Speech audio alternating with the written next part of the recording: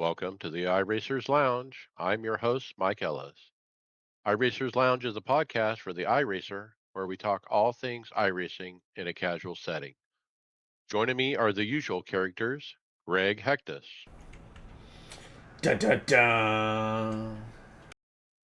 It's that kind of week, and David Hall. Objection. We are not usual. And welcome back after a long absence, John Curley. It's been a long time since I rock and rolled, back in the saddle again. Other songs. On today's show, we already had NASCORT. Now we have eNASCORT. Another discussion about the price of iRacing. Is career mode coming next season? Is there an ideal display for sim racing? How quick can you get to a 10K iRating? And should Mike just go ahead and pull the motion trigger? And remember that you can follow along with us on your PC or mobile device in real time as you listen to the show and see for yourself all of the great topics and products we will discuss by visiting iRacersLounge.com and selecting show notes. We hope to see you there.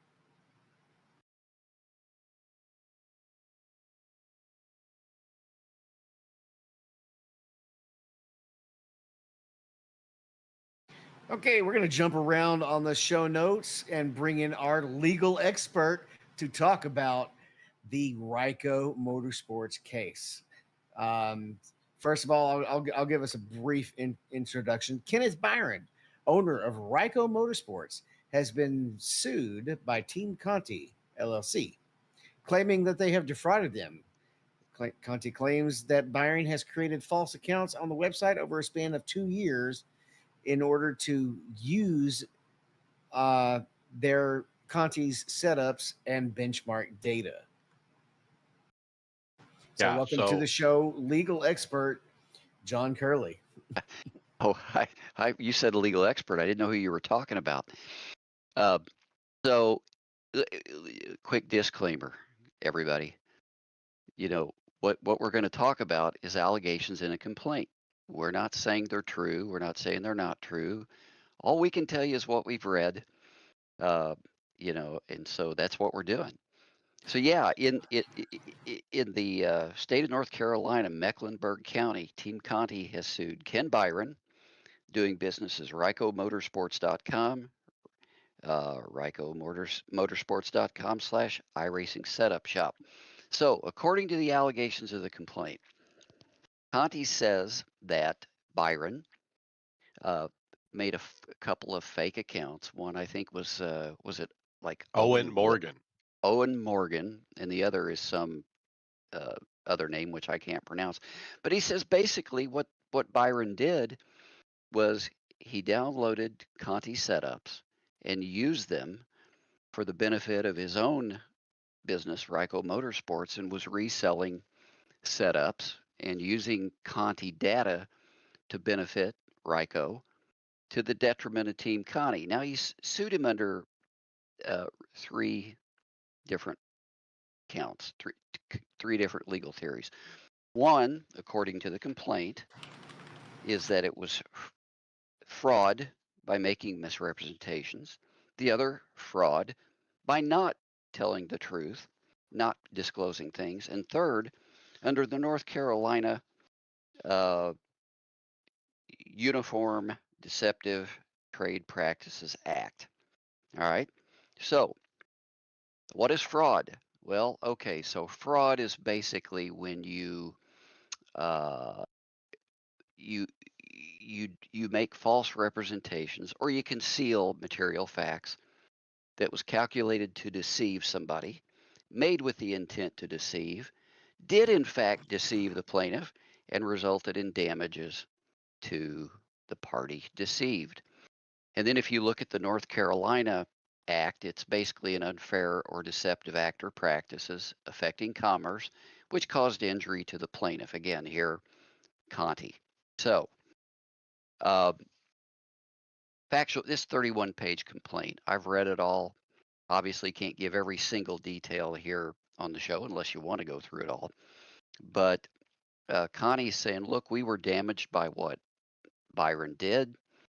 We want to we want to collect damages for this, which could include, by the way, if this is all true and proved, could result in actual damages, treble or triple damages, and recovery of attorney fees.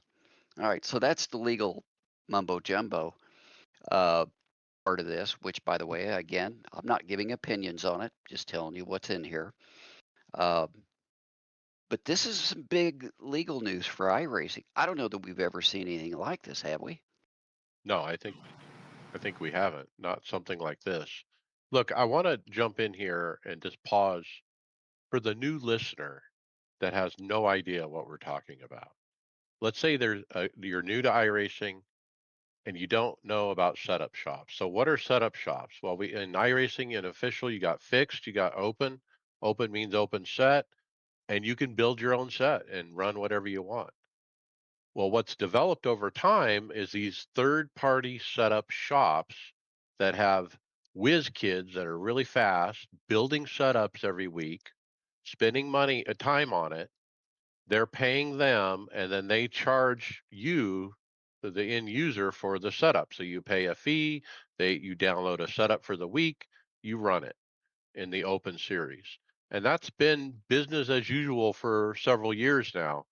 And this is the first time where we've seen a setup shop, a third party setup shop, go after another third party setup shop. My concern is iRacing isn't a part of this lawsuit in any way, shape, or form, but it certainly is something they should be wary of, I guess, or should they have a reaction to what's happening between these two parties? Yeah, and we've had a little bit of a disagreement on that because I'm not 100% convinced that they should be. There's always, in any kind of service, there's always going to be bad actors. And I don't think that this necessarily means that the whole house of cards of setups has to come down. They, you know, as so I don't think they're necessarily going to overreact. They're probably just going to stay quiet about it. Well, they just provide us the service of it here. There was someone using something in the service that defrauded somebody else. It's not like iRacing got defrauded. It's the open part of it that kind of just makes it, you know, kind of relieves them from any of what's going on right now. Now, I want to add another wrinkle to this. So, since this came out, uh, 2 days ago, or this was dated 2 days ago, this tweet. But since it came out publicly in social media, I have seen the owners of three other setup shops say something to the effect of, "Oh yeah, Owen Morgan, yeah, he has an account with us too." And I think they've realized that they've been defrauded by the same entity person, or at least they indicated that. So it doesn't look like the defendant here is uh, only doing it to one setup shop. He's only being sued by one setup shop at this point, but it appears that he's done this with all the setup shops. Well, that's what the allegations say. Right. Well, no, that's what the owners of those setup shops have indicated. Oh yeah, now that they've read the complaint just like John Yes. did, they can see the names, they can look at their customer list and say, "Oh, I have those names too." So you Yes, got which to is an assume they're additional. doing the same thing. I'm just pointing out that we have to continue to point out that those statements are also allegations, right? Um, Correct. I just want to reemphasize this because allegations are not evidence. Is that the best way to say it, John? Yeah, I mean, this is the story. When you read a complaint, It's a it's one-sided story. it's the plaintiff's story, okay? And I'm saying all this stuff as an iRacer, okay? I'm not saying this as a lawyer, any of this, to be honest with you. I mean, I don't want people to think, oh, this guy's giving legal advice or legal thoughts, because I'm not. And I'm going to disclaim any of that. But yeah, it's one side of the story. What'll happen here is, and I looked at the court website today to see what activity there's been on the case. I'm sure Kenneth Byron is well aware of the lawsuit by now, but it doesn't appear that he's been formally served with it that I can tell. Typically what happens in a case, somebody sues you, you get served with a summons and a complaint, and then you've got a certain number of days to respond to it. You can respond to it by answering the allegations. You can admit or deny each allegation. Or if you don't think a proper claim has been stated, you can file a motion to dismiss it, where you say to the judge, Judge, dismiss this case. It's not sufficient for whatever reason. And then it gets set for a hearing, and the judge will hear arguments and decide whether to let the complaint stand or dismiss it and let the plaintiff amend it, all those things. So, yeah, one-sided story. But going back to the question of should iRacing be concerned about this? To our knowledge, at least to my knowledge, iRacing has nothing to do with setup shops. They're not a part of it. They don't directly benefit from it monetarily. I mean, they might benefit from it indirectly because it makes people want to be involved more. But now I don't see iRacing ever becoming involved in this case. So there was a big discussion in our Discord today, in our team chat as well, about what people thought about this, and people are kind of throwing out ideas. I mean, I think even somebody said, "Oh, we just should go all fixed and just get rid of open." I don't think that's the right answer, but I threw out the idea iRacing should look at this and say, you know what? We need to provide the competitive set instead of having our customers have to go out to third party. We're going to hire a couple people on staff to build sets, whatever we need to do.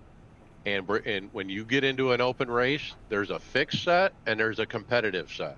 And maybe there's two or three of them. Maybe there's a loose one and a tight one and a medium one or something. But give the iRacer, the everyday iRacer, without spending money at third-party setup shops, the setups that we need to compete in open. Look, the whole reason the setup shop thing took off is because to compete in open, you got to have a decent set, and if you don't know how to make sets, you're out to luck, and that's I'm gonna where quote. the business took off. I'm gonna quote Brad in the chat on this. In that's a terrible idea. That would kill iRacing. Yeah, that's what Well, Brad said. it is a terrible idea. Okay, they haven't. They have to write the sets for one thing for every possible weather condition when they make sets that are going to last for an entire season. Whereas a setup shop knows the weather conditions that are coming in and preps for it, and it is also constantly there ready to adjust for changes in the car and researching. iRacing is never going to be put in that level of research. Third parties generally do things better when they're focused on one thing than the one giant corporation that's taking care of the whole picture. Um, that's why I'm always pro third party instead of saying everything has to be done in iRacing because JRT does it better than iRacing does it. The setup shops do setups better than iRacing does it because that's their focus and that's their financial motivation. iRacing is motivated to keep subscribers. They're not motivated to compete for selling setups. I mean, that might be a good way to increase their income if they want to go ahead and put an in-house setup shop. But the amount of work hours that are put in by the setup shops, I don't think iRacing would put into it, and it's not going to consider the weather conditions. So that's that's not the solution. Um, and I don't think that system is broken. I just think we have a bad actor, possibly, Yeah, could be allegedly. just that. I mean, it's been It's just working well for how long now, right? Like, I'm gonna put it this way too. What if this happened on the, say, the painting side, the third party painting side of iRacing, where we can't have a trading paints because somebody stole someone's paint and they're suing or whatever and all that stuff, and now we go back to just having iRacing's paints and you can't do any of that stuff. You don't want to, like David was saying, the third party stuff. It's always just It's a gray it's area an it's a it legally. yes, it's gonna always have that, but it also is what makes the uniqueness of iRacing as well. It's not like But we're not hamstrung by like only like two or three variables. We've got thousands of variables with open stuff. you can't go commit industrial and espionage though with trading paints. Everybody can already see who had the paint first, and then if somebody else has it on there, um, and is claiming credit for it, it's pretty obvious that they did. You don't have to send a spy in or send in a fake account to do so that doesn't rise to the same level. Um, and when you upload a paint onto Trading Paints, you can make it. I guess you can make it publicly available, but otherwise you have to get that paint from somebody. But it's just not. It's a little bit apples to oranges here. We're talking about two third I party wasn't trying to independent complete it, organizations. make it Oh, sound it's exactly the IP, same. right? It's IP, and is the paint IP and is a setup IP, intellectual property. John, what do you think? Well, well, I think there is a difference. I think between the paints and the and the setups. Um, for example, if you look at the terms of service when you're buying setups from a setup shop, if you look at Conti's, it says it prohibits competitors from buying their setups. It says individuals who own, operate, are employed by, or are contracted by any business, organization, or individual that provides iRacing, sim racing setup services, performance coaching, or setup products in support of iRacing's NASCAR license series, you can't buy them. You're prohibited. Ryko has the same sort of a thing. Purchases made by competitors or representatives of competing setup providers are strictly prohibited. So you got to keep in mind when you're buying these setups, you have these prohibitions uh, that keep competitors from buying your setups. You're not supposed to do it. You're saying if you click on I agree, you're saying I'm not going to do this. So a little bit different. And I don't know. I don't have Trading Paints terms of service in front of me, but uh, I think it's a different animal here. I was just using as an example, like it'd be just going to the generic paints. I wasn't like saying that would happen. I'm just saying like if you only had the option of generic paints, how bland would iRacing get type thing. Well, it's a good point. Like if you did my plan and iRacing had staff members making this competitive set, I wouldn't have a lot of choice, right? In the current market, I have a choice. If I want to run Scott sets, guess what? I'm going with Richard at Premier Racing, because I like Scott setups. Or I have the choice. I can go to Mike Conti and run his guys' stuff. And see, that's neat that the end user has a choice. And so David's right. The consumer wins by having choice when there's multiple options. So I do kind of agree with that. There was a other discussion on this about what one guy in the Discord was like, well, he was trying to imagine the judge reading it and saying, okay, so what is the product here? Is this real? And just washing it off like, oh, it's a video game. You guys go away, dismissed. Well, it'd be no different than coding, Mike. It's basically they would look at it as coding, wouldn't they, John? Kind of thing. It's like software stealing. Well, I would, it's look at it as a product. Okay, forget it's iRacing. It's just a product of some kind. And I go out and buy all these products. I take the label off of it and put my own label on it and sell it as if though I made it. And I think that's the way a judge would look at this. He would say, look, you've bought a product and you're going out and selling it as if though it's yours. And which leads to an interesting question for me. So let's take in the last couple of years. Let's assume these allegations are true, which we really can't do, all right? But because we don't know. But what about the people in the last couple of years that have paid Ryko for setups, thinking they're getting a Ryko setup that's different than the other ones out there on the market? They've So been harmed. can these people now say, "Give me my money back, you rascal"? so it's like they're going to be extra. You're thinking like it's going to piss off a big market of Ryko people with the doubt of if it's true. Well, look, at this point today, Thursday, August 20th, with the allegations being made public, by court paperwork that's put out for everybody to see, Ryko's already not going to have a good business, I would think. I would think customers are fleeing. I mean, that's just common sense, right? But they will have their day in court. Well, unless they And settle. perhaps be vindicated. You're right. I find it interesting as I listened to the information earlier. I'm going to give a little shout out. One of our fellow podcasts, Rising Tide raises all boats. We've been on their show. They've been on our show. Into the Apex, Tyler came on and did basically a read through of the allegations this afternoon, and it allowed me to listen to it instead of having to read it. I was able to do that while driving.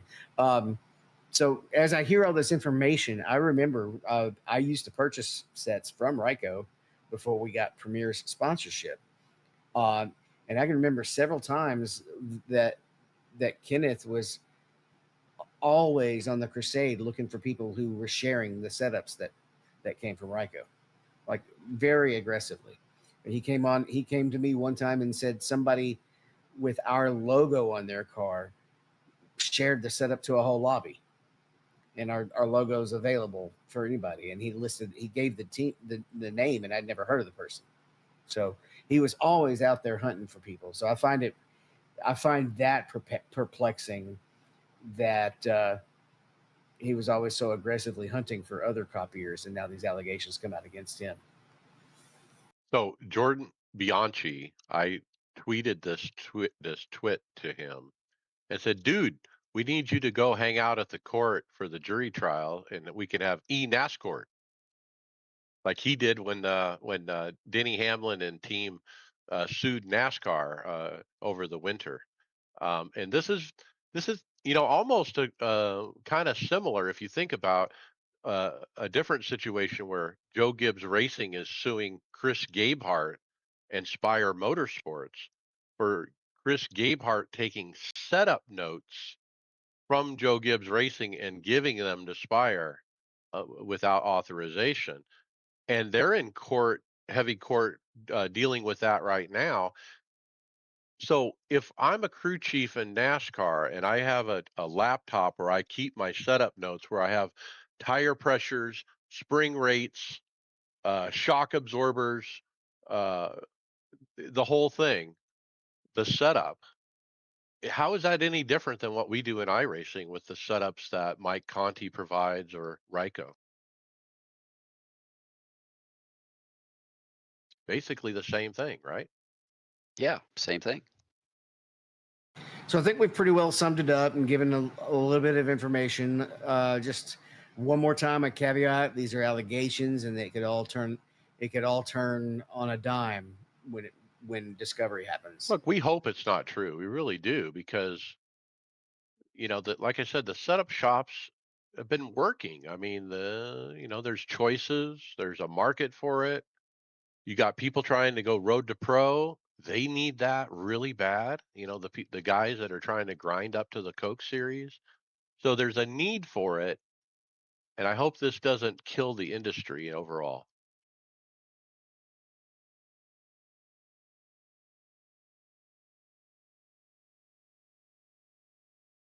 All right, let's go with something a little bit more impressive. You mentioned a 10K I rating. We've got um, there's some.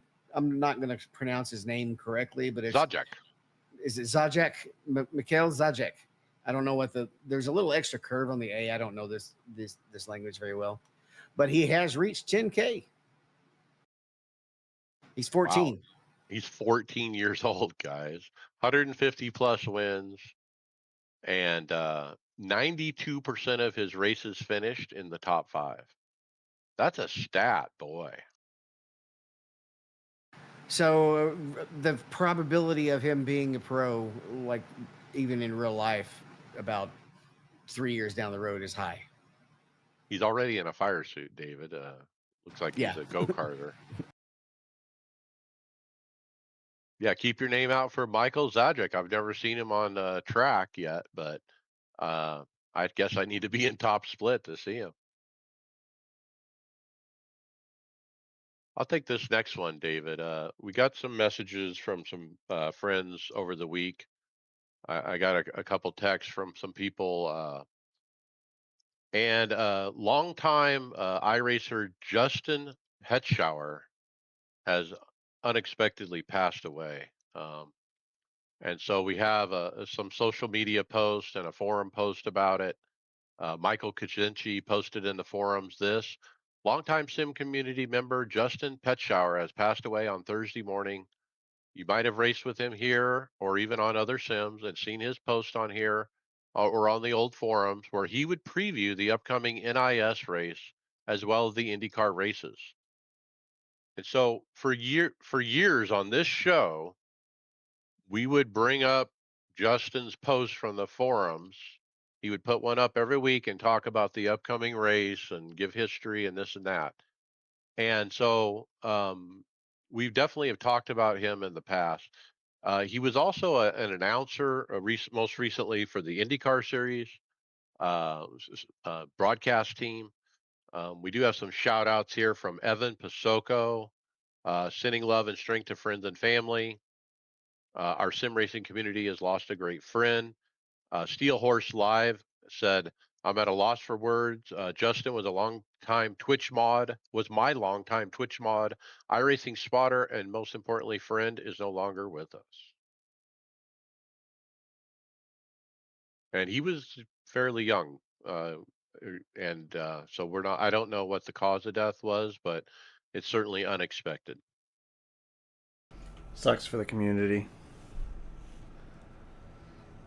He was very passionate about NIS in the forums, campaigning for stuff that we always wanted and asked for. Um, I, if I remember right, he got quite upset when dynamic track was announced, like it didn't work how he wanted it to work or something, and he rage quit the NIS series. And so he said at the time I remember him saying, "I'm never going to run one of these races again," and he did. I don't think he did. He was a regular though from day one of the NIS series before that. I used to race with him in all the beginning years of NIS. So yeah, it's tough when you race somebody you've never met him in person, but you've raced him over the years enough to know the name and know the voice. And so yeah, it hurts. Sorry for the loss. It's interesting because when somebody passes on like this game, if or this sim, if nobody really knows that they're gone, they kind of just disappear, right? But at least he had some people that knew that he passed away and they got the information about it. Well, I think that just shows Greg what the community here in iRacing. I mean, you end up making friends. I got your all your guys' phone numbers in my phone. I could text you or call you, you know, and so if something happened in our group, somebody would hear about it one way or the other. But that's the thing is, it's not just a game that you play by yourself. You can really make a community, especially when you get in a team. Always bad to hear that kind of news, but we definitely want people to hear about it. Mike, the next one. I thought we covered this, but I'm assuming you put it on the script for a reason. We've got the RR Companion App 3 having launched. Well, iRacing put out a web page to basically flaunt the product a little bit. So I thought we would look at it and talk a little bit more now that you guys have had the app for a week. Have you used it? What's good about it? What's bad about it? Do you have any feedback? I haven't even used it yet. No.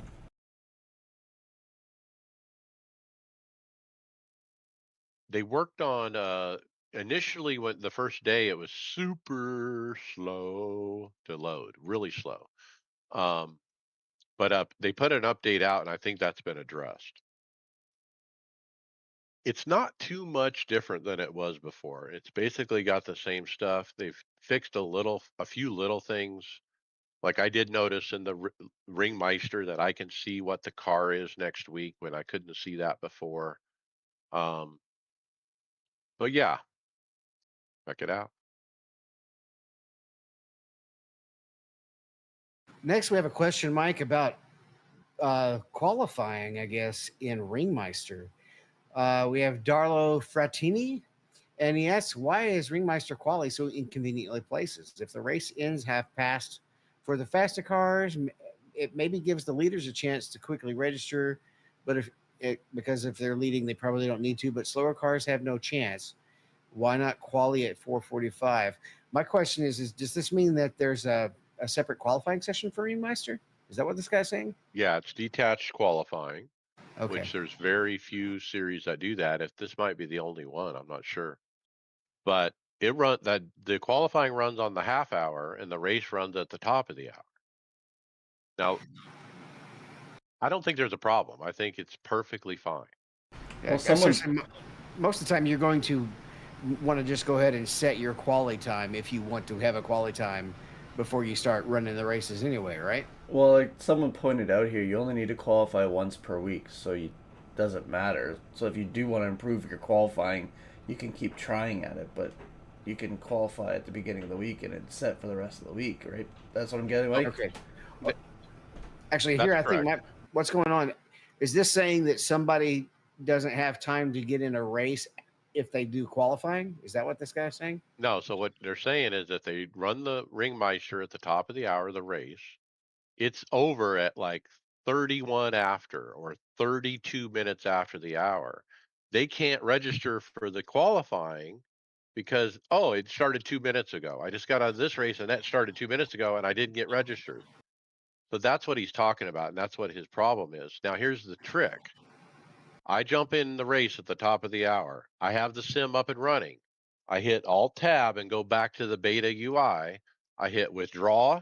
I go to qualifying. I hit register. So I Yeah. register for the qualifying before I grid up for the race. And guess what? When I get out at 32 after when the race is over, I can still jump into qualifying. I'm registered. I do this when if I decide I'm going to run an A Open and practice for more than 30 minutes, if so that I don't have to change practice sessions, I'll do the same thing and go ahead and register for the race, but stay in the practice session that I was already in and just make sure that I watch the clock because it won't automatically tell me when the race is starting. But I'll use the same technique. So yeah, and he's asking for it to go to 4:45, which would actually mean that you're not. I think that would put it where you can't finish your qualifying before the next race session. Right. So That would that's be actually a really bad worse. move. Yeah. Look, the way my flow works on a Monday night when the week switches over is you can't run the qualifying before the first race. So the first race of the week, everybody runs without being qualified. And then the qualifying starts at the half hour after that. So you do the trick I said. So I run the race, I jump out, I run my one qualifying lap, and then I have 15-minute break until the next race. So it's perfect because I need that break before the next race. I don't want to be 15 minutes of qualifying and then jump right into a 30-minute race. No,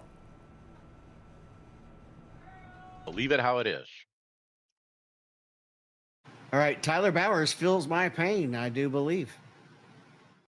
Oval box cutting issues. Please fix or find a way to make pit road more realistic in oval racing. There's a lasting advantage to cutting through people's pit boxes, and quite a people for do it from pit entry to pit exit, especially in higher splits. This in turn makes other drivers miss their box because they can't see their pit board. One way to achieve this would be able to enable collisions on pit roads and even in boxes. Then we could disable plenty of boxes of the road having damage. I'm curious what other things. Yeah, we could do that, or we could just actually make the sporting code correct for pitting on ovals instead of the way it is right now, which is stupid. It's Why? broken. People are driving through the pits is nefarious. All right, but guess what? They don't enforce it. So guess what? When I have damage, I go ahead and do it so that I can pass people and get more damage fixed. Um, because it's just that's what the sporting code says you can do now. They do not enforce it. Why? Now, wait a minute. Hold, So the sporting code says it's against the sporting code, but they don't enforce it.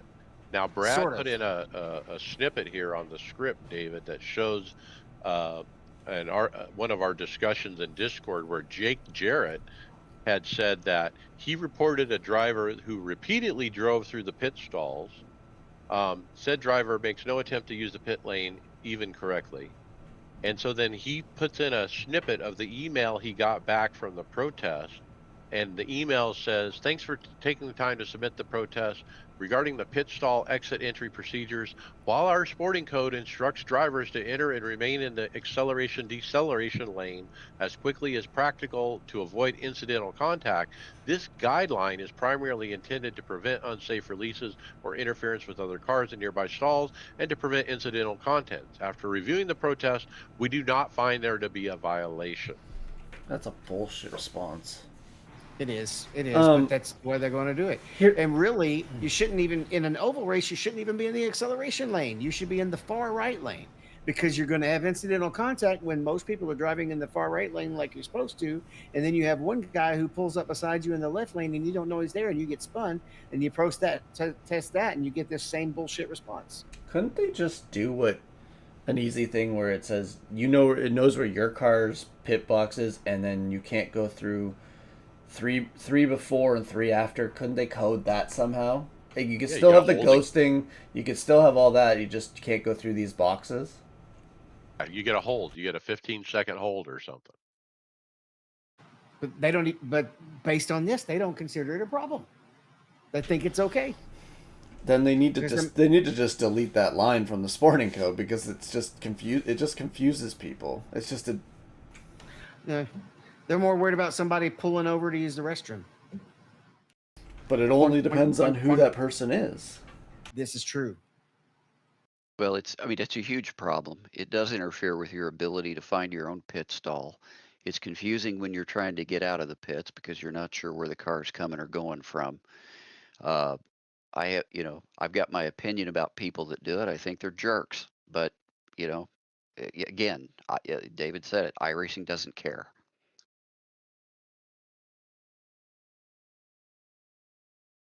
But they do make money, and it does actually cost things. And that's the next video, Mike. DJ EJ puts out a video. How much does iRacing actually cost? And he breaks everything down into profile. You got the rookie series racer, you got the series specialist, you got the multidiscipline enthusiast, and then the completionist who wants everything. So out of those different people or drivers in iRacing, he does some math and he makes some assumptions, but basically he said the rookie series racer is 550 over 5 years. The series specialist, where you basically run one or two series, 1,000 over 5 years. If you run multiple series, more than a couple, 1,000 to 1,100 over 5 years. And then the completionist, 2,100 up front plus your subscription. So it costs 2,100 to buy everything at once. So DJ EJ calculated his personal total at $2,200. His yearly average, 183 a year. I looked up because I keep a checkbook, believe it or not, an online checkbook, and I've done it for 20 some years. So I know every penny I've paid to iRacing. I can search the word iRacing on my checkbook. It's like $2,100. Very similar to what DJ EJ had. Yeah, it is. So it ends up being a little bit more if you're buying the game, but it is a sim, and there's a lot more development in it than just once a year. Uh, so sure, it's a little bit more expensive, but then I look over at something a lot more expensive than the software cost, and I tell everybody, well, if okay, I guess you can complain about it if you're driving in a $130 rig, okay, but most of us are not. So that 2,100 number sounds like a lot of money, but when you do the math, 13 years, $2,100, that's $12.50 a month. $12.50 a month. So that's subscription and content. Yeah, it comes out to about 125 to 150 a year, as opposed to $70 for a console title. If you buy a coffee every day for 5 years, it's the same price. Well, look, Pack of cigarettes. Same look thing. at the alternatives. I mean, if you think of other things in life that you would do this much, enjoy this much, you'd spend a lot more money. I mean, if for what you get, I think it's still a good deal. Well, imagine if A green fee at most of the Yeah. golf courses around here is like buying 5 tracks. Yeah, I was just gonna say you're gonna get 4 hours, and you're spending. You don't have the tracks afterwards, right, David? Nope, you don't get to download the golf. I mean, there's golf games as well, but yeah, you don't get to download the real golf course that you just walked or drove. So I took my 5 grandkids to a Spider-Man movie 2 weeks ago. Tickets and snacks was over $200. That's just one night of entertainment. So last note on this video, he mentions front-loaded cost. So even though that average I said is quite low, he mentions the highest expenses occur in years 1 through 3 when you acquire all the core tracks and cars. Now, once your main library is established, your ongoing costs drop down to the standard fee. And so even though my average is 1250 a month, when I started it might have been higher, but as I keep it and go year after year after year, the average is going to go down. Well, the other thing is, Mike, when you got in on it, they were only adding things here and there. Like, it wasn't you weren't behind on a lot of stuff, right? Yeah, I got all the big ones included. But that was when they were still bringing in all the newer tracks, right? When I first came in, they didn't have every NASCAR track. So yeah, it's still a good deal, and you're going to spend way more money on equipment than you're going to spend on the software. Watch out! We got an Instagram post. You want to tell us about it, John? I do. So we've got a road course race where the guys are racing the Mazdas. And you see a cockpit view of the guy driving the car in front of him. The hood is up all the way. It's kind of funny. It's like, and this guy makes all the turns. The guy that has the hood up can't see a thing, I'm sure, but he's still driving around full speed ahead with the hood all the way up on his car. He's using a And he wall hack. drove by the pit entrance, and at the beginning he drove right by the pit entrance. So he's like trying to race this way, I presume. Either that, or you couldn't see where the entrance was. He just kind of see a little bit more exactly where he was and remember the track. Yeah, this is pretty crazy. Obviously, the iRacing physics don't model the hood as making the aerodynamics worse. Yeah, how long would the hood, as you're driving at that speed, actually stay on the car as well? It would just buckle there. Could they on those cars? Well, I guess that's an actual full body Mazda, so it would be the heavier hood, but it would still buckle. Could you say that brand name one more time? The Mazda? Mazda. Mazda? Oh boy, you don't usually sound that Canadian. That was You got that that was Toronto accent. beautiful. That was wonderful. I'm messing with you, man. All right. So, minimum I rating limit for multi-class. I have not read this one, but let's open it up. I was racing IMSA at Daytona in a split with 3K strength of field, and in the same split, there were LMP2 drivers with a 3-digit I rating.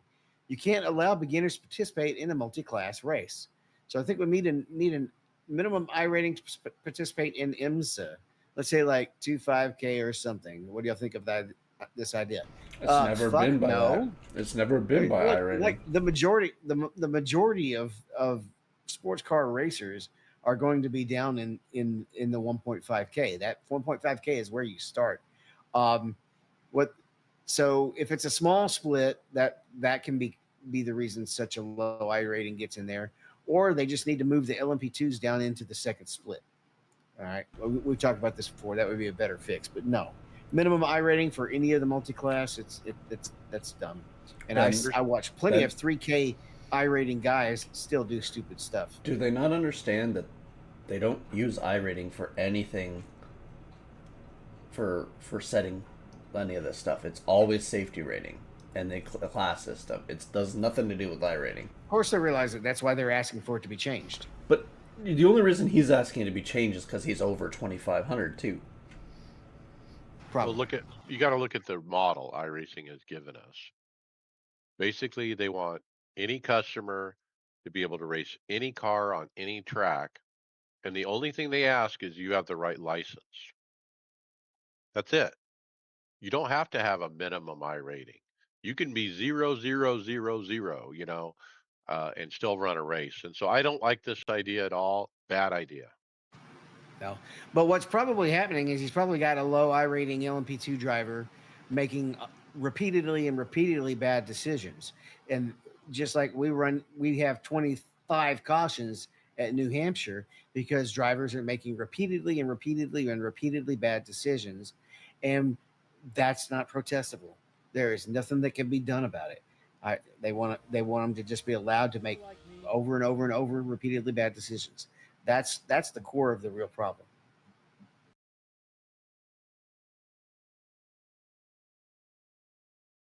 All right, tell us about the next video. More fun, not boring. Yeah, this is right up my alley because I've been running Time Attack a lot lately.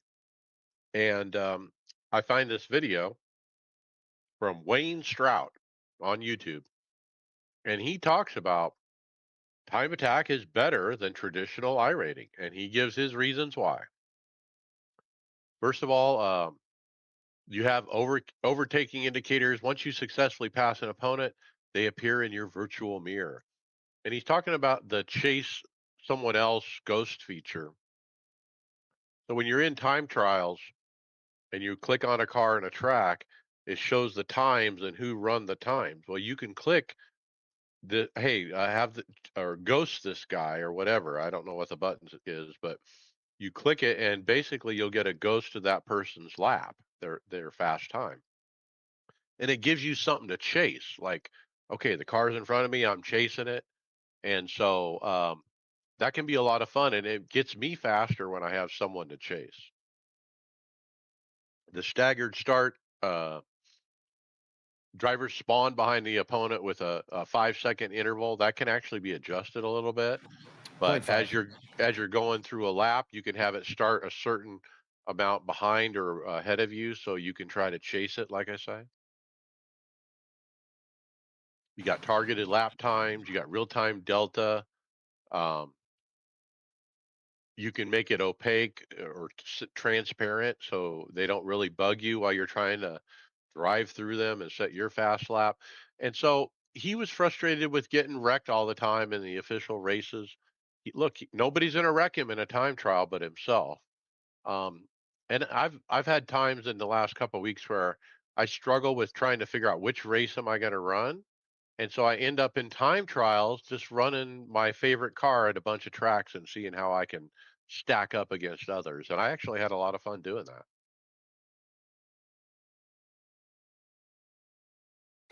All right, for the guys who are kind of, I guess, probably tired with dealing with real racers, career mode is coming in the next build. It has been confirmed according to iRacerHub.com. Right, John? It has. So, and this is supposed to come out, yeah, season 4. What that's next month, I guess. But yeah, they're going to have a progression system that's outside of the multiplayer format, where you can basically do a career mode as a single player. You're going to run against AI controlled drivers, and you basically progress through a racing ladder based on the results you get, and it's going to be, I think, structured based on whatever series you're running, how you progress in that. So my assumption is, for maybe, for example, you could start with ARCA, get through that, go to the truck series, get through that, go to the O'Reilly, and then go up to Cup. What I like about this too, it's going to have a save mode. So if you're in a long race and you want to stop, you can stop, save it, come back later, pick up where you left off. I think that's pretty slick.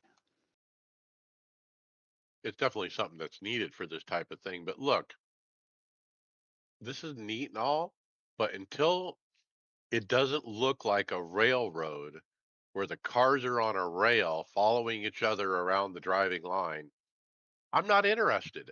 Look, AI is not fun for me because the cars are not realistic. They're all on rails. They all drive identical to each other. It doesn't feel like I'm racing real people at all.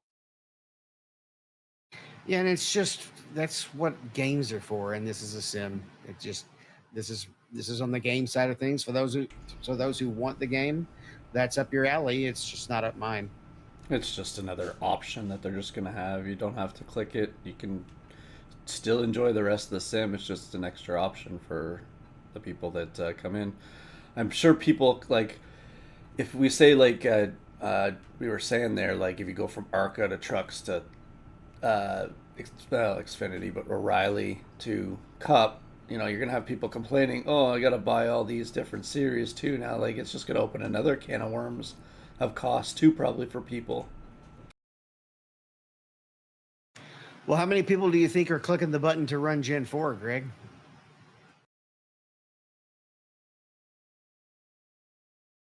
Uh, I guess Sean, is it Peleg? I know everyone says it's all. He tweeted this. I know everyone says it all the time, but holy hell, iRacing Gen 4 is so unbelievably atrocious, and whoever makes the setups needs to be fired or worse. Maybe sued? Or NASCAR, e-NASCAR. Maybe they can get Connie to make the sets and then have Ryko copy them and No. then install them on iRacing. Allegedly copy. Yeah.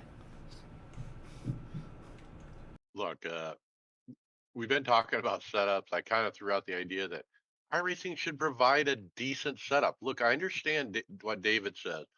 Got to have a set that works at any temperature. Fine, provide that. But provide us something else, please. This Gen 4 stuff is horrible. I tried to get in this car and couldn't run it either. And I love NASCAR. I mean, there's something very wrong with the Gen 4. You know, it doesn't have to be on the setup shop It's level, fixed. but perhaps in the fixed setup area, it wouldn't be a terrible idea. You know, when we get our setups from Premiere, they give us these all these different options. Now, I find it generally better. I want the car to rotate as much as possible because we're driving it on the right front anyway.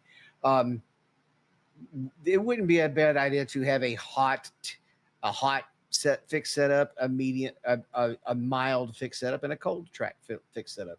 You know, since we now know that's why the fixed setup is so tight in most race conditions. It's because they have to make it drivable on the most extreme hot condition that you can get on the track. So it doesn't have to be a pro setup, but make one that's tuned more for a medium temperature. And then when the series, when you're running the fixed series in official, you can go with whichever setup is closer to the appropriate temperature. And the leagues also can go with whichever setup is appropriate to the whatever temperature they're running. Wouldn't be a terrible idea.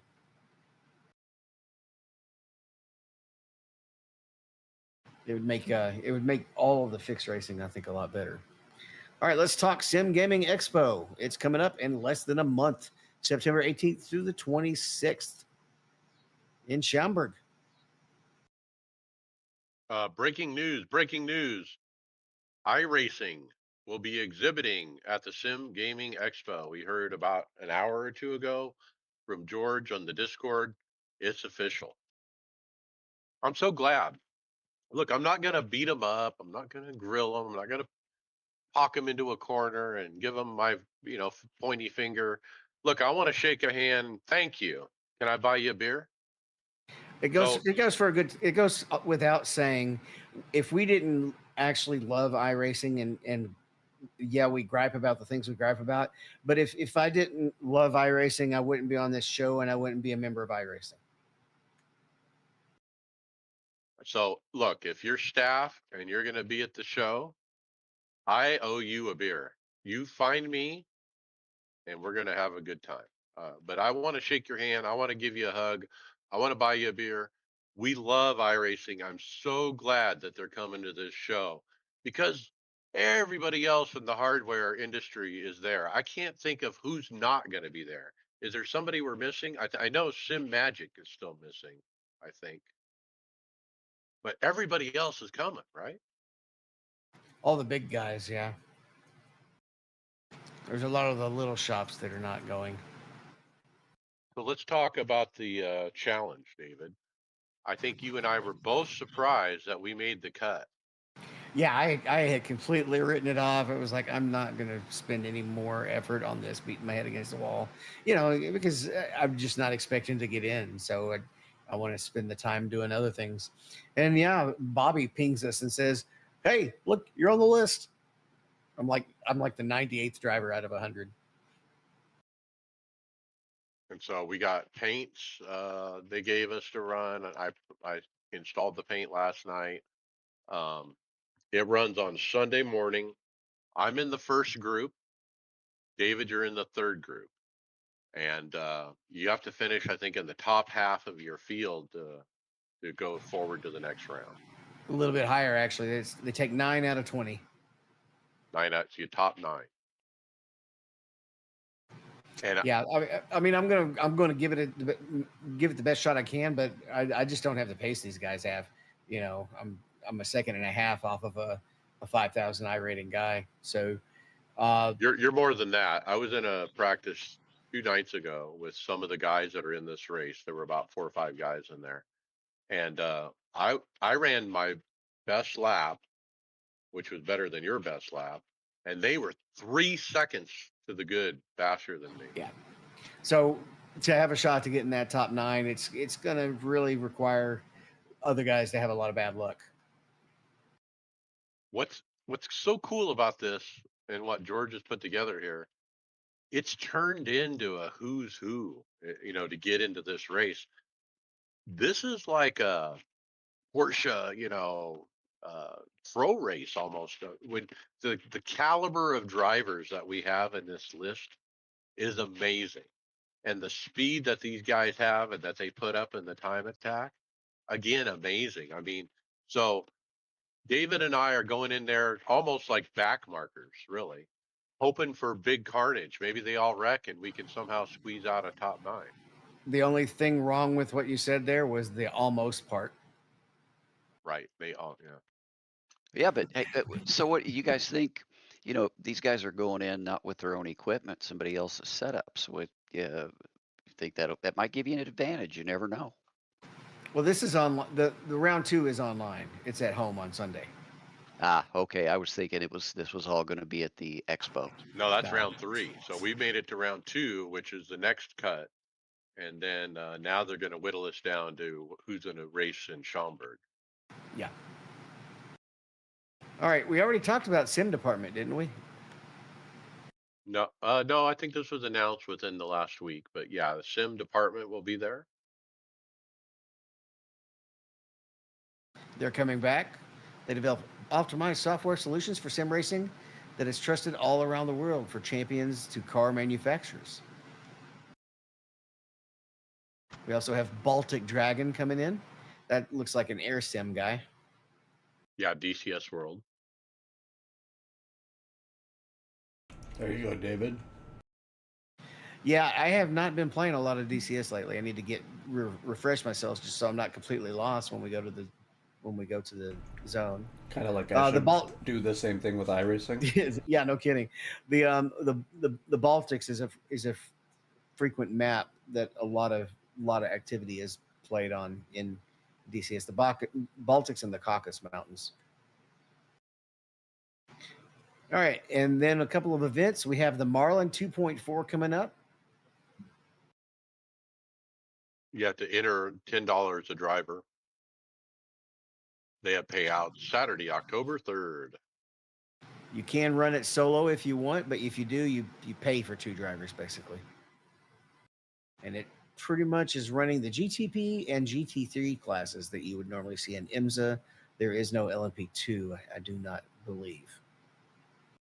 I don't know if they're running any kind of BOP or not.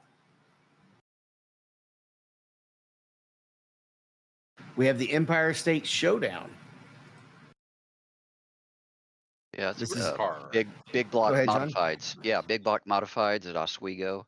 I think there's 2 preliminary nights, and then Thursday nights the 100-lap championship feature. $1,250 purse. Pretty cool. This was put up by Tyler Hudson, staff member on the forum. All right. Also this week we have the NASCAR iRacing is at New Hampshire Motor Paradeway. I mean Speedway. The Indy Racing is at Chicago Street Course, which is being retired according to Real Life News. Uh, iRacing Grand Prix is at Circuit. I guess it would be Circuit Zandvoort. That's not going to be French. Sprint cars 410s are at Kokomo. Dirt Late Supermodels at Williams Grove. Wheel Tour Modified is at New Hampshire. Vintage Grand Prix is at Autodromo Nacional Monza. And that's about it. We got some special daily racing series. F4s are still going, Mike. Yeah, I tried it once or twice this week. The Americans are at Road America, so you should be familiar with the track right now. G3 regional tours, also the Americas are at Sonoma, and Ringmeister is running the Renault Clio. Don't own it. Skipping the week. You got to save that money for that motion rig, right? So it's That's going to be right. so He it's doesn't going to want be to. so expensive you can't spend the $8 on a car. He doesn't want to add to the invoices on his thing. I don't want to increase my $12.50 a month average to iRacing. by a couple race purchase. Over 14 years, that's what, like 4 cents or something? Okay, podcast housekeeping. Leave us a review on your favorite podcast platform to make it easier for more listeners to find the podcast. Mention the podcast to your fellow drivers so they don't miss out. We would appreciate it. Now, I digress.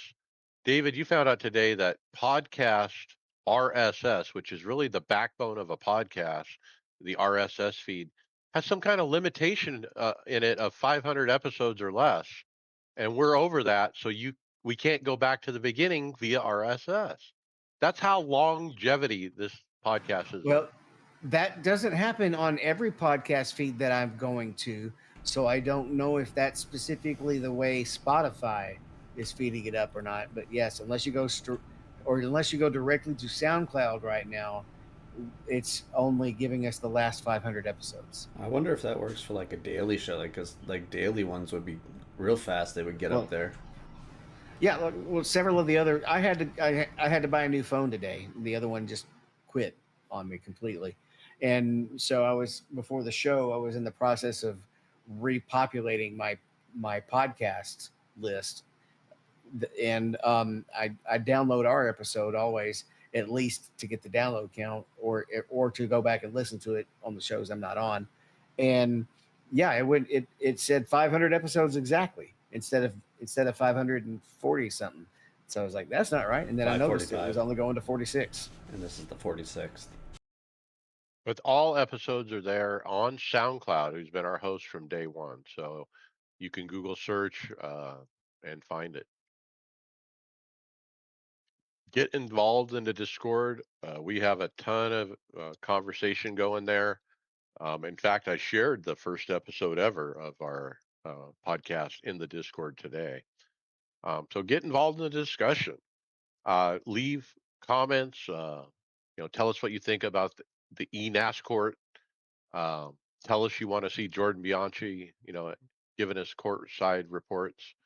And then get our show notes at iRacersLounge.com.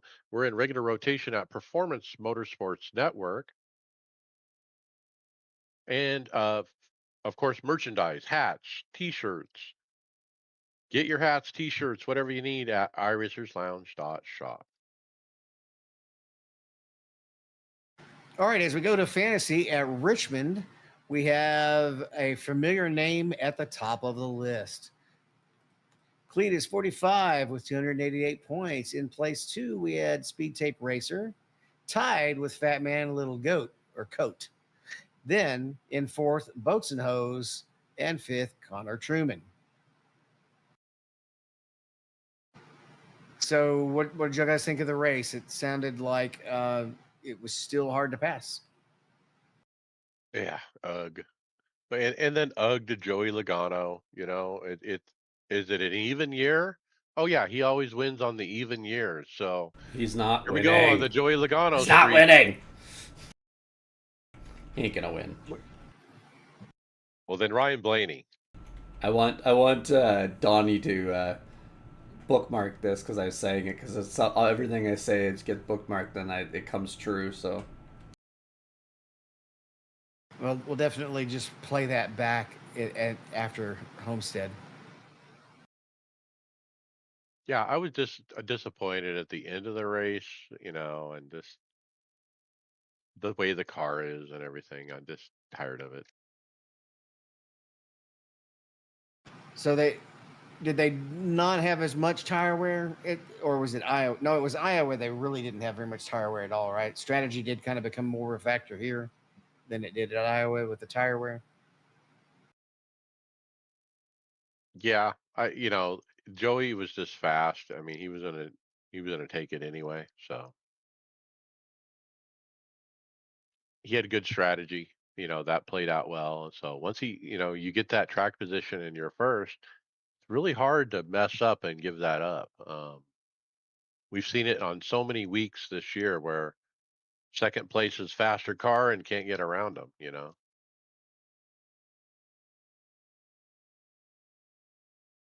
All right, so New Hampshire, I mean, who do we like there? I mean, flat track, Denny gonna come back hot. probably gonna be a Penske car, Ford, or it's gonna be one of the Toyotas. I don't think The Toyota advantage doesn't quite exist at the short tracks, right? And well, New Hampshire's not a short track, okay, but it's not a mile and a half either. I was gonna say, when's the last time Hendrick was ever been competitive at New Hampshire? Was it Richmond or New Hampshire that they haven't won in 14 years? I think it's New Hampshire. They haven't won in 14 years. It could be Hendrick has. Richmond though too, because I don't think Gordon and Johnson never dominated Richmond either. And so the other big news, Connor Zilich this week, officially named for the 48. I mean, I think we all saw the writing on the wall for that one that was coming. I'm just surprised Justin Marks gave up so easily. But he's not a tier one team. Connor wants to go to Hendrick. All right. I don't think Justin is going to be able to pay him enough money to get him to stay there when he wants to go to Hendrick and Hendrick has a seat. That's a tier one team. All the drivers will want to go to one of the tier one teams. So You got to wonder what kind of contract he got, like how much. I'm sure because like he's the Jeff Gordon of this generation. potentially, No, no, yeah, don't. Not yet. Okay. No, no, no, no. Because even people were saying that about Larson, and Larson's kind of tailed off, or through this type thing. Like, oh, and don't forget they called Joey Logano sliced bread because he was expected to be so good, and it didn't click for him at Gibbs, and it didn't really click for him until he got to Penske. like that. It's tough to be, you know, like if you look, a lot of these drivers that are coming in that are actually like really good generational talents, they're probably, like what Denny Hamlin, Joey are, 50 to 60 win drivers, right?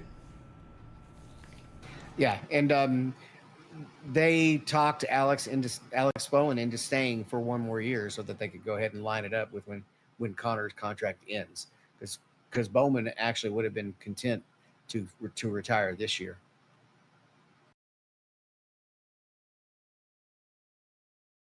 How long till Bowman's girlfriend is pregnant? That makes the decision easier, maybe. 'Cause That's the wrong fantasy league, Greg. My bad. We'll put bets on that though. I'm sure you can bet on it on some of these online sites that you can bet on anything on. But let's go ahead and wrap up the standings. I'll call out the top 10 this time. Let's go backwards. Down in 10th place, Kalen. In ninth, Keep Flamrouge. In eighth, I'm Not a Professional. Seventh is Boats and Hose. Sixth is Fat Man Little Coat. Then in fifth, we have Dollars and Cents, followed by Canadian in fourth. Third place in the podium spot, Redneck Racer 80. Second, and he is, let's see how close he is. He's at 9 points out. Cleat is 45, and at the top is Connor Truman.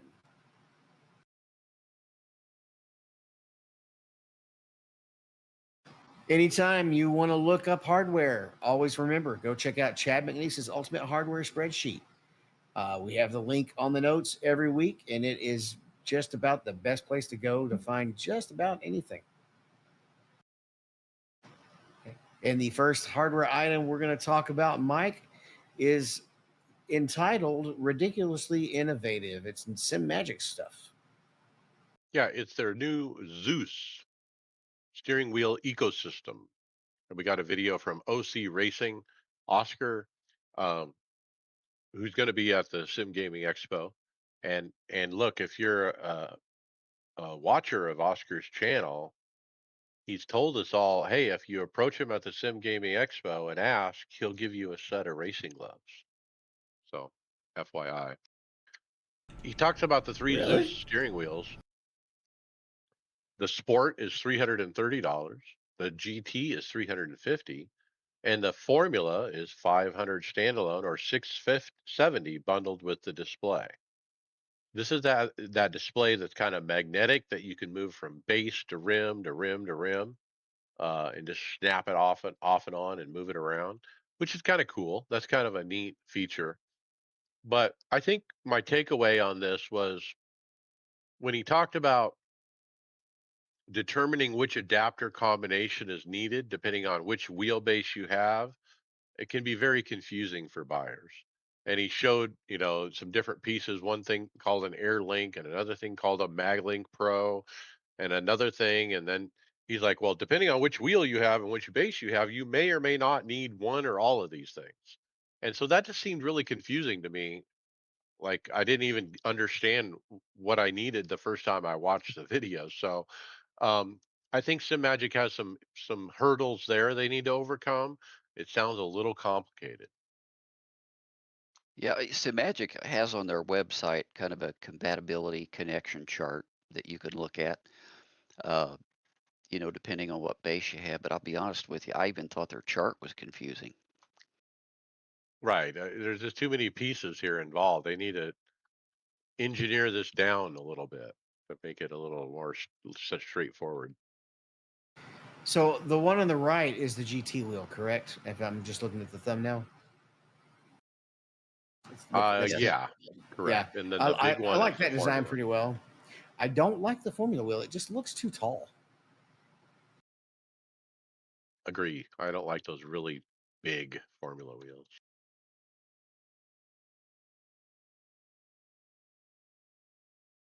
All right, this next video, I'm surprised we put it on here, but I guess we want to put in everybody's opinions. I think most of us consistently don't agree with this, but this guy makes a case that a ultra wide is the way to go on a video or on for your best display. Well, when you're going for one display, he's making some presumptions here in the video. You don't have room for triples, or you're not going to do VR, and you're only going to have that one display, maybe due to room consideration and that kind of thing. So he talked about the different one display setups and what are the differences between them, which one's better than the other. And so he it was a pretty good video as far as comparing that stuff. He had a 16 by 9 TV standard display. He had a 21 by 10 ultra wide. He had a 49-inch uh, G9 with a 1000R curve, like a curved display. Then he had a 49-inch ultra wide LG with also a 1000R curve, and then a 49-inch G9 with an 1800R curve, so it has a more curve. Um, And then so after going through all those, he talks about the difference in refresh and price point and what are his impressions. And I don't even recall which one he thought was the best.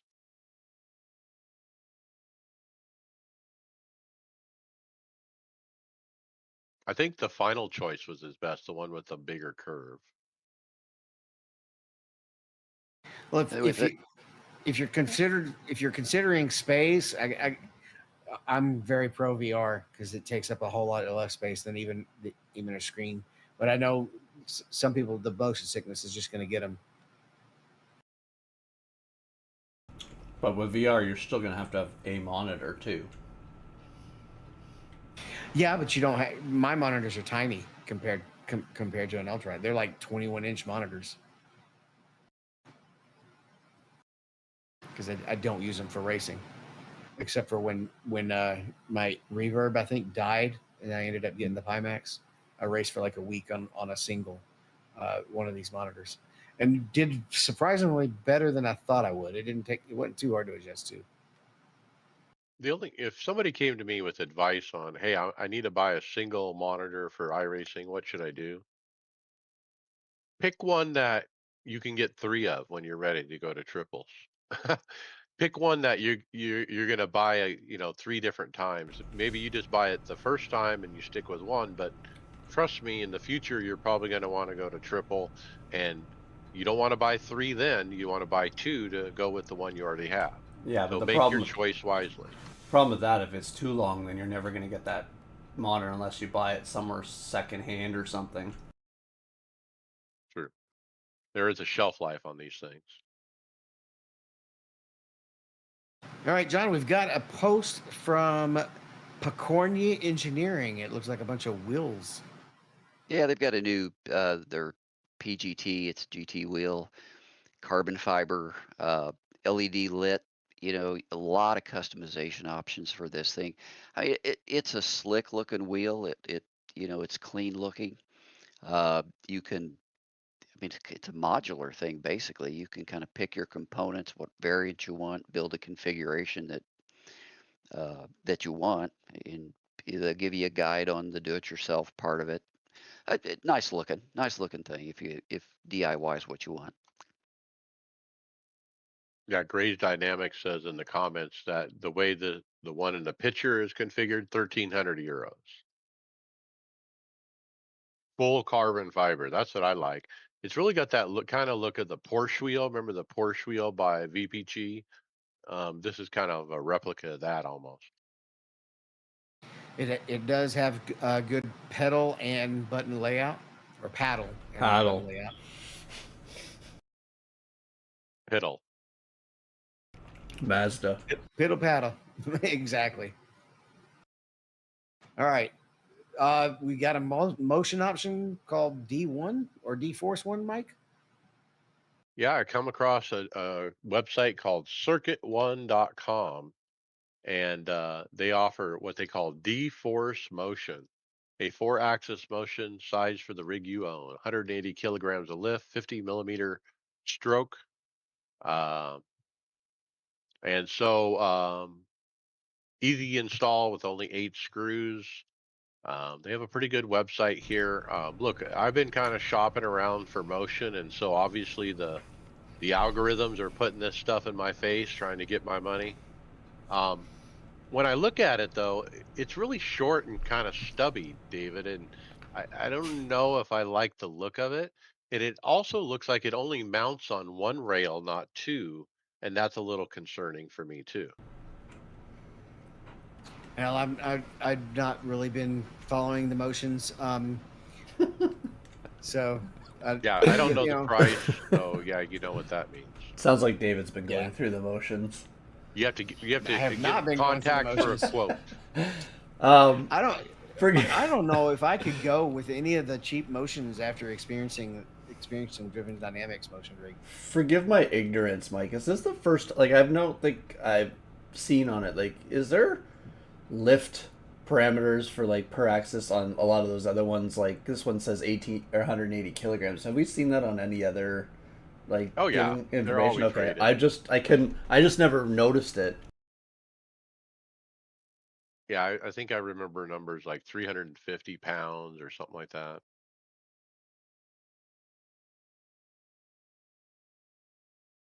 All right, grip tape guide. I guess this is a tip on how to put grip on a wheel with tape. Wait, that sounds like a horrible idea. So when I first saw this video, I'm like, wait, what are we doing? Look, Conspit actually gives them black electrical tape and gives a video here. Okay, here's how you tape up your grips. What? What are we doing? Why are we putting electrical tape on wheel grips? Is it actually electrical tape or is it something a little bit more specialized? Well, it's probably the same stuff they put on a tennis racket, Yeah, It Electrical which tape is is slippery on the necessary. outside.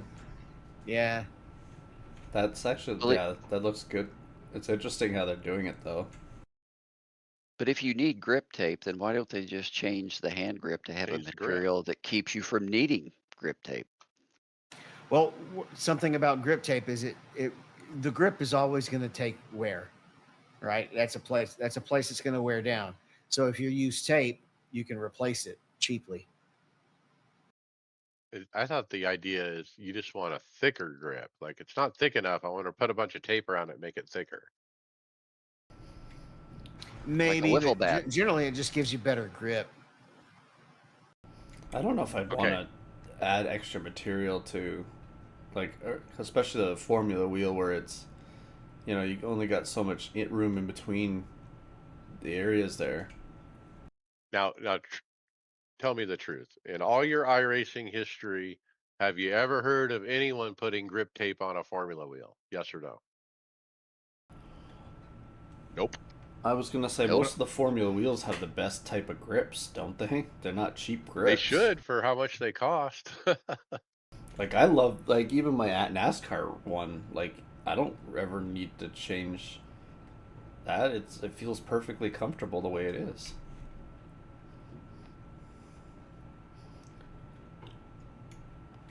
All right, we have a Sparco wheel. This is the Evo LQRT.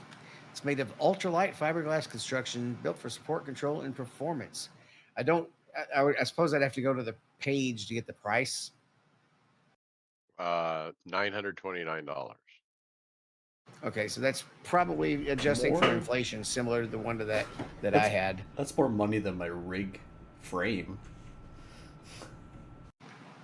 My Sparco when I got it, I guess I'm what 6 years ago, was 600.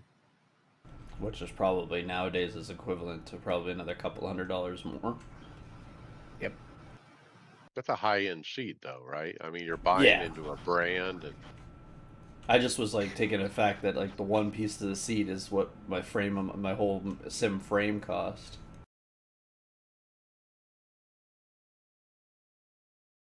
It's nice looking though. The Sparco seats are good. All right. The next item is entitled "Just Buy It, Mike." well, we got a video here from Darren Ganji from Inside Sim Racing, talking about the new Moza motion system, the MH150. And he points out a very important part that I think we haven't talked about on the show yet, that there's a little hub that you hook the four actuators into, for signal. And that hub is expandable. It's got an extra four ports on it. So it's an 8 port or something like that. And you use four of them. And so the idea here is it's future proof for when Moza brings out additional motion to increase the components from 3 DOF to 6 DOF. So the whole idea that they have the expandable hub is they will provide a slip, uh, platform that you can be put underneath the motion rig, to give you that side slip and such, to give you the fourth, fifth DOF, as they speak. I'll be And so that's planned, even though it hasn't been announced, and mainly because they have the expandable hub, and that's what it's designed for. I'll be mad if you leave the expo without one of these in your bag, Mike. I'm flying on an airplane. So Okay, we'll get them to ship it to you from. look, if I can get a show price that's cheaper than rack rate, I probably would.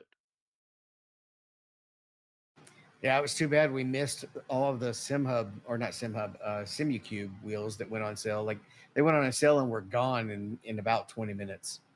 We It was pretty crazy. Next up, we have a TikTok from SimPit Sean, featuring the Aston Martin by Sim Magic. Is this actually available or is it just the No, design? Okay. So, it's a what do you call a patent or whatever? A drawing, submitted for patent. And mhm. so it hasn't, it's not a product for real, but if they have the patent for it, whatever, and he shows off a picture of That's a nice room. a wheel here that's kind of out of focus. That could be the Aston Martin Valkyrie steering wheel.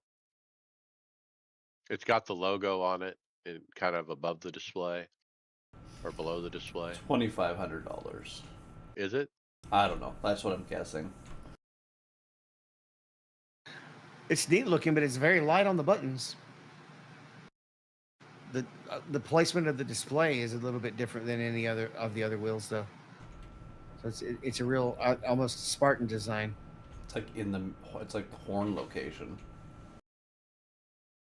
Yeah. All right.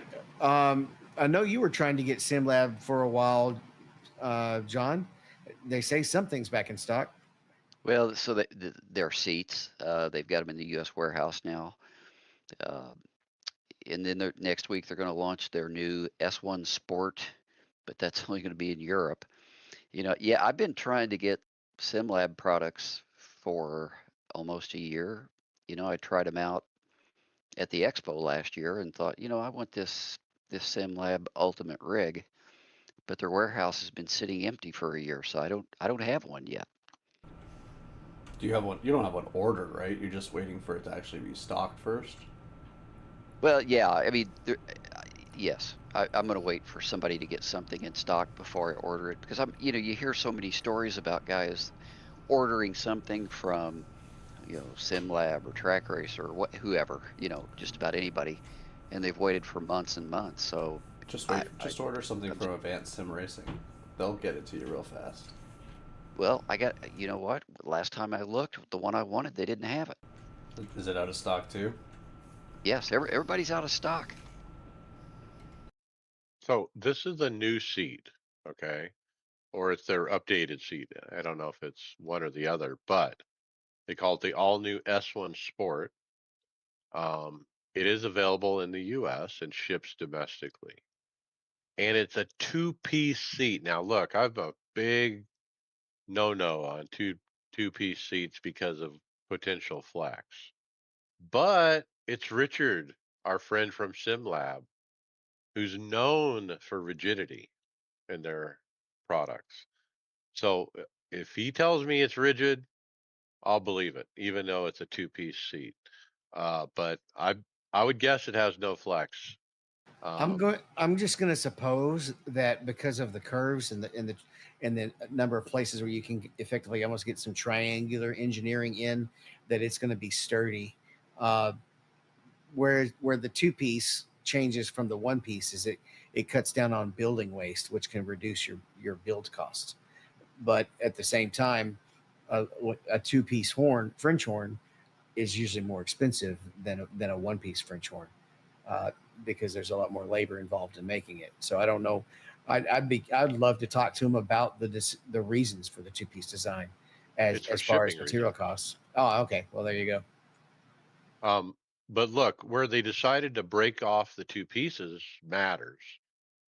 Traditionally, with racing seats that are in two pieces, you have the bottom part is one piece and the upright part is the other piece. And there's a hinge, and that's where the flex is. With his, the bottom goes up is all one piece and it goes up the back halfway, and then the upper half of the back is the other piece with the wraparound around the head.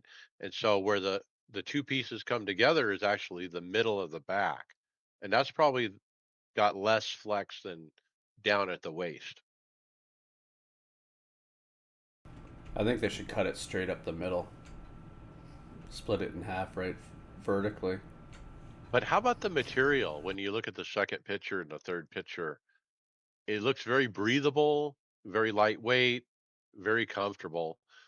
Look, when I bought my Sim Lab P1X, the original, after David had one and I had FOMO and I needed the same one, I wanted one of these blue seats so bad to go with it because I thought it looked perfect with the blue seat.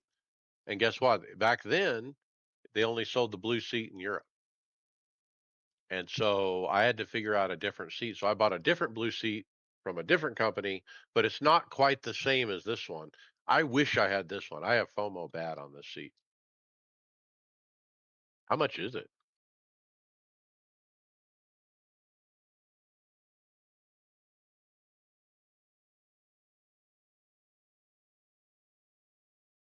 $450. That's not too bad. Let's hope he brings one of these new ones to the expo. We can try it out. Well, isn't this what they had in all the rigs last year? I think this is a new product. I don't know if this is the same one they had before because it says all new. Okay, it looks about the same. I It's got think the the same. material's different. Okay, interesting. It has the same design up high with the wraparound. All right, the next one is a quick hit from Sim Sport Gadget. You can get 12% off the Sim Sport Gadget DV8, dropping it down to $379.99. You can use a free Daniel Newman racing code, which is included with every dashboard. Yeah, this is what I bought, guys. I paid 400 for it. It's on sale for 380. No regrets. This baby is the best display. And it's all metal and those big RPM lights that go around the top and the sides and the included Daniel Newman racing dashes. It's perfect. Like I don't need anything else as far as DDU. Like this is a high-end unit for that price. Look, you can get one from Asher Racing. That was the other company I was looking at. That's very similar, and it's about twice as much money. And so this is the one to get. Get it while it's on sale. Next up, we have Janlock comparing Sim Magic versus Moza.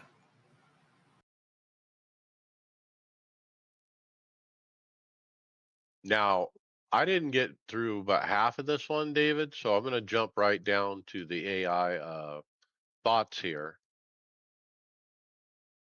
Genlock rates the Sim Magic Green Flag bundle a 37 out of 42 on his scale, calling it one of the best value buy once, cry once entry points in iRacing.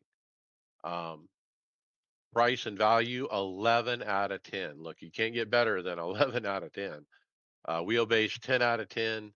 Um, pedals 3 out of 5. Quick release 10 out of 10. Platform compatibility only 1 out of 3. Mounting options 2 out of 4. So that was just the rating on the Sim Magic, or was that the score from of one versus the other? So that was the Sim Magic Alpha Evo Sport, which is Sim Magic's new $599 green flag bundle. So was he actually comparing it to Moser or just reviewing the Sim Magic? No, I mean he has some indicators here about the Moza as well, but it really reads as if he's really flaunting, what that package is with Sim Magic. Right. So misleading headline. Got it. Journalistic integrity, Brad. There we go. All right, we get ready to move to results. Might as well. Let's hit the results. That's NIS, the NASCAR iRacing Series Open at Richmond. I was wrecked out with 15 to go. Friday Open, pretty eventful race. Was involved in a lot of cautions. I had 12x by lap 45. I got the drive-through penalty at some point. I was running at 20x for the last part of the race. Drove from the back to the front several times. I even led some laps at one point, but I did have 3 different self spins. The last one killed the car. I suck. David, P21. Yeah, I just got caught up in an early wreck, unavoidable mess, and never could get all the damage fixed. Tony Rochette, P8. Same race with Mike. Man, that was brutal. Caught in a wreck early, gave me 9 minutes optional. With 23 cautions, we ended up getting it down to 45 seconds of damage. This place is not that hard to drive. Sunday Open. David wrecked out. Yep, I was starting on the outside line, wrecked out on lap 30. A car on the inside, about 2 rows in front, self spins, and then I'm just the outside domino. And about 5 cars that get collected, it shows me into the wall and a meatball. Too much damage. We are done. Wednesday Open, New Hampshire.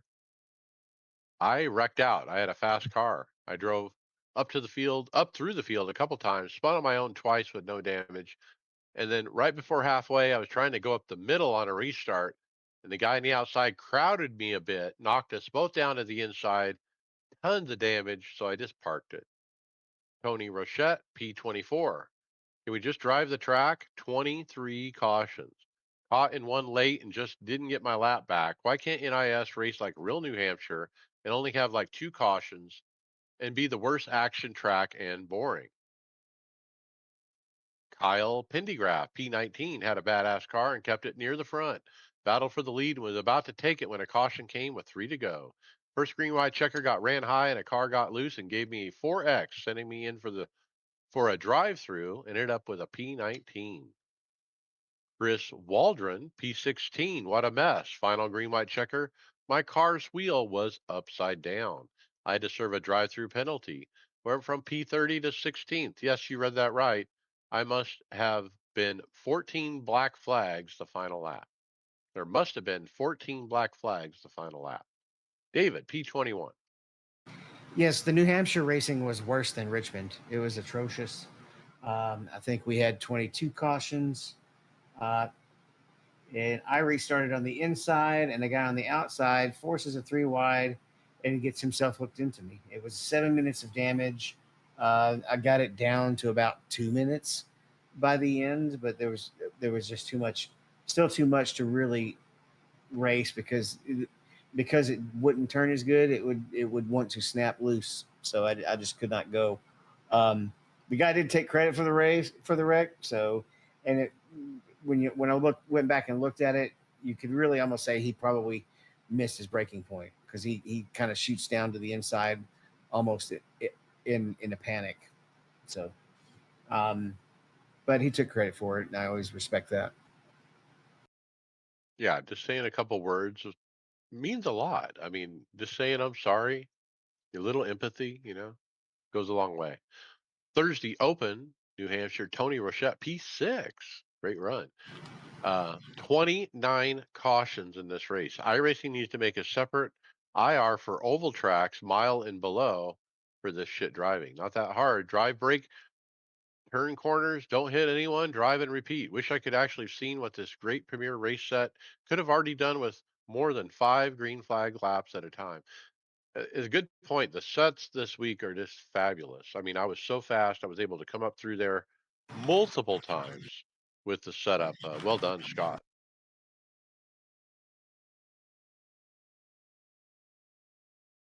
Let's talk F4 fixed. I ran the FIA F4 at Winton Motor Raceway. Qualified 6 out of 19. I had a guy come across my nose, take my nose cone off, and then I wrecked shortly after with no downforce.